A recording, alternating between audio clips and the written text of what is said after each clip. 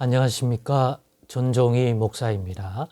3월 7일 토요일 매일 성경 묵상입니다. 요한복음 11장 17절에서 27절입니다. 예수께서 와서 보시니 나사로가 무덤에 있은지 이미 나흘이라. 베다니는 예루살렘에서 가깝기가 한 오리쯤 되매 많은 유대인이 마르다와 마리아에게 그 오라비의 일로 위문하러 왔더니 마르다는 예수께서 오신다는 말을 듣고 곧 나가 맞이하되 마리아는 집에 앉았더라. 마르다가 예수께 여짜오되 주께서 여기 계셨더라면 내 오라비가 죽지 아니하였겠나이다. 그러나 나는 이제라도 주께서 무엇이든지 하나님께 구하시는 것을 하나님이 주실 줄을 아나이다. 예수께서 이르시되 너의 오라비가 다시 살아나리라. 마르다가 이르되 마지막 날 부활 때에는 다시 살아날 줄을 내가 아나이다. 예수께서 이르시되 나는 부활이요 생명이니 나를 믿는 자는 죽어도 살겠고 무릇 살아서 나를 믿는 자는 영원히 죽지 아니하리니 이것을 너가 믿느냐? 이르되 주여 그러하외이다. 주는 그리스도시요 세상에 오시는 하나님의 아들이신 줄을 내가 믿나이다. 아멘. 네, 오늘은 이 본문의 말씀을 가지고 살리시는 이는 오직 예수님이다 라는 제목으로 묵상 나눔을 갖겠습니다.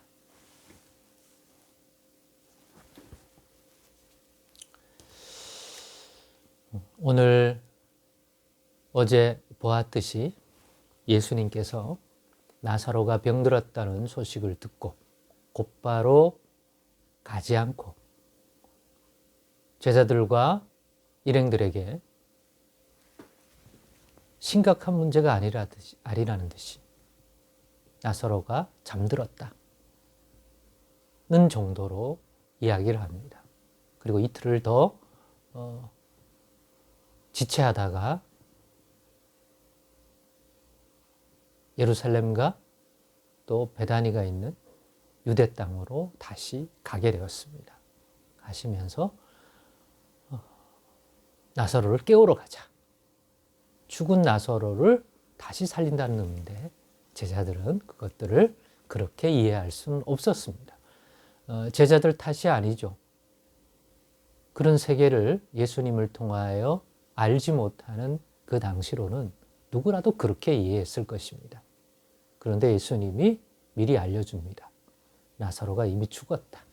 죽은 나사로를 살리러 가는 것이라는 의미를 일깨워줍니다. 그리고 너희가 나사로가 아파 누워있던 그 현장에 있지 않은 것이 감사하다.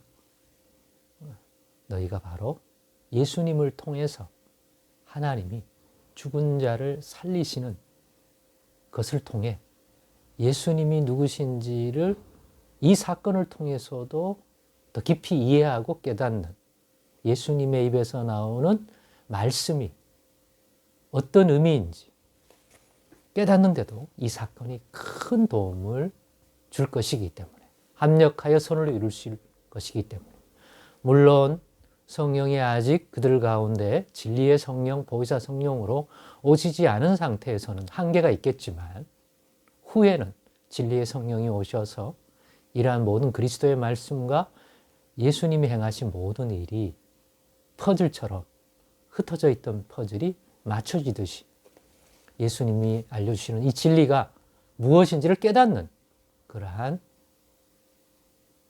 은혜를 받았을 겁니다.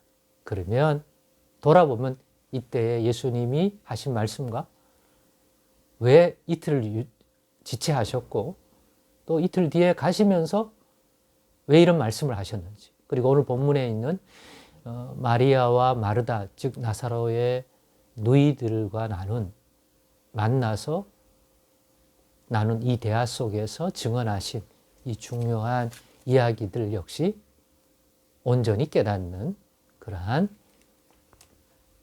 은혜를 받게 되었을 것입니다.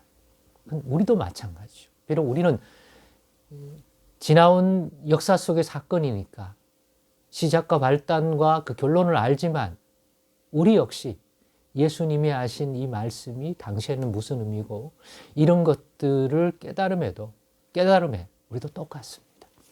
우리의 경험치와 우리의 상식과 설령 믿는다 하더라도 성경을 읽는다 하더라도 우리가 그것들을 이해하는 수준은 이 제자들과 비슷한 거예요. 안 믿는 자는 이런 예수님의 말씀을 정신 나간, 귀신 들린 이런 식으로 매도할 수 있지만 우리는 그렇게는 하지 않지만 충분히 그 말의 의미를 이해하지는 못한단 말입니다. 경험적으로나 하나님을 아는 진리의 깊이나 모든 면에서 한계가 있는 것입니다.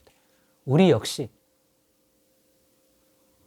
진리의 영이신 성령이 충만히 우리 안에 역사하셔서 깨닫는 마음, 또 예수가 누군지 그 영광을 경험하는 이러한 일들이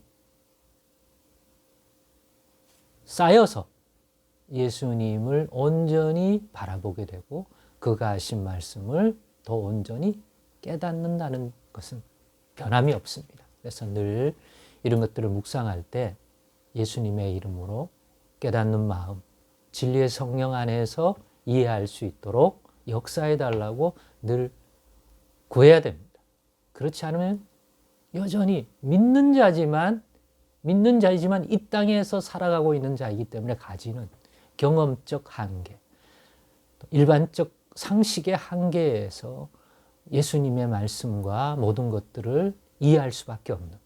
그래서 오늘 본문의 마르다가 예수님이 계셨더라면 내 오라비가 죽음에까지는 이르지 않았을 거다. 예수님이 돌아보셨을 테니까. 더 나아가 지금이라도 무엇이든지 하나님께 구하면 예수님의 기도는 들으심을 받는 줄 자기는 안답니다. 이렇게 아는 것과 실제로는 또 다른 거예요. 그러자 예수님께서 네 오라비가 다시 살아나리라고 하니까 자기도 안 돼요. 그럼 마지막 날에 그 죽은 자의 부활을 자기도 믿고 알기 때문에 마지막 날에는 다시 살 줄을 안다는 거예요. 그러나 예수님이 뒤늦게라도 여기 오신 것은 그냥 애통해하고 슬퍼하고 단순히 조문하고 위로하려고 오신 것이 아닙니다. 예수님이 이 마르다와 마리아의 집에 왔다는 것은 위로해주고 함께 울어주려고만 하는 것이 아니라 예수님이 다시 살릴 수 있는 분이라는 것. 영만 살리고 마지막 날에 그 궁극적 부활만 아니라 지금 왔다는 것은 지금도 살릴 수 있는 분이다. 생명이요 부활이요. 살리시는 하나님입니다. 나사로 지금 무덤에 가 있고 장례가 치러진 그 나사로 살리러 왔다. 분명히 자신이 여기 온 이유를 언급하셨습니다. 그러면서 나는 부활이요 생명이니 나를 믿는 자는 죽어도 살겠고 무릇 살아서 나를 믿는 자는 영원히 죽지 아니라. 믿는 자로서 죽었든지 지금 있든지 간에 죽은 자도 능히 살리고 살아있는 자는 죽음을 맛보지 않도록 영원한 생명으로 이끌어갈 수 있는 생명의 주님이시다. 살린다. 제 말은 이 세상에 살아가는 너희가 이미 죽었든지 믿음 갖고 죽었든지 믿음으로 살고 있든지 그것과 상관없이 예수님은 믿는 자는 누구라도 살리시는 분이다. 이거를 깨닫게 하시려는 것입니다. 마르다는 그걸 믿는다고 또 고백합니다. 그러면서 주는 그리스도시요 세상에 오시는 하나님의 아들이신 줄을 내가 믿나이라고 고백합니다. 그 믿음, 이 마르다와 같은 믿음을 고백하는 자, 예수가 그런 분이라는 걸 믿는 자는 자기가 경험을 했든지 못했든지 어떤 상식적 한계에 머물러서 마르다 수준에 밖에는 대응할 수 없다 할지라도 예수님의 말씀대로 살아날 것입니다. 살리시는 이는 우리 자신의 의로움이나 우리 자신의 지혜나 능력에 의해서 살아나는 게 아니에요. 도덕적 능력, 윤리적 능력으로 사는 게 아니에요. 죽은 자든지 살아있는 자든지 영원한 생명으로 이끌고 또 죽음에서 살릴 수 있는 분은 오직 예수님입니다. 예수님만이 살릴 수 있는 분입니다. 우리 가운데 오셔서 하나님만이 주관하는 그 생명의 권능으로 역사하고 이끄시는 분이 예수님이기 때문에 그가 그리스도이십니다. 지금 우리 가운데 예수님이 충만히 성령으로 말씀으로 일하신다는 것은 마지막 날 죽은 자를 부활로 이끄는 생명을 경험하게 하는 차원이 아니라 지금 우리 가운데 역사한다는 것은 지금 이 생명을 누리게 하신다는 뜻 아니겠습니까?